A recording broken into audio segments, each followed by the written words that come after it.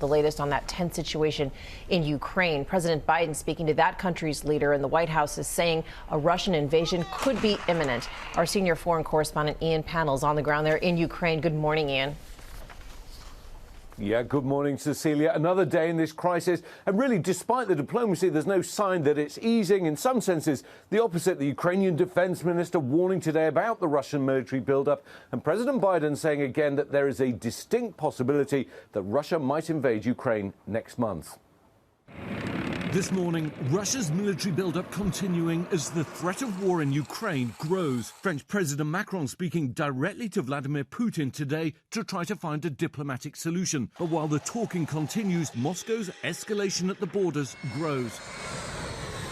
In a show of force, Russia releasing this footage of military drills taking place in the Baltic Sea. And near Ukraine's eastern border, more Russian army exercises underway.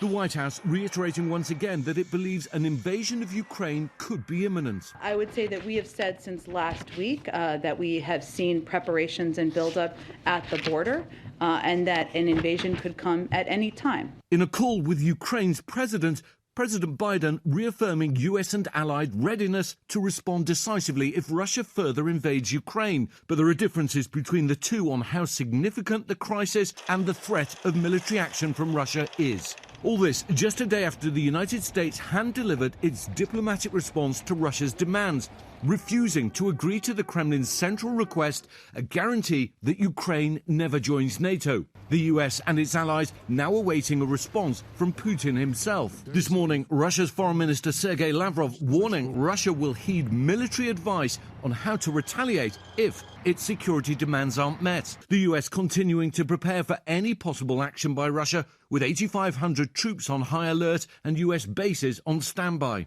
And in Ukraine, while urging people not to panic, officials dusting off Cold War-era bomb shelters in case they're needed once again. Of course we are prepared, and of course we are ready for any situation.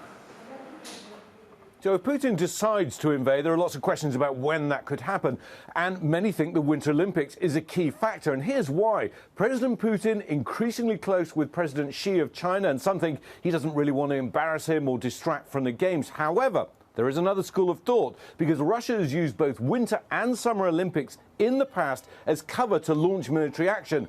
But of course, George, the only person who really knows what's going to happen here is Vladimir Putin himself. That is for sure. Okay, Ian, thanks very much. Hi, everyone. George Stephanopoulos here. Thanks for checking out the ABC News YouTube channel. If you'd like to get more videos, show highlights, and watch live event coverage, click on the right over here to subscribe to our channel. And don't forget to download the ABC News app for breaking news alerts. Thanks for watching.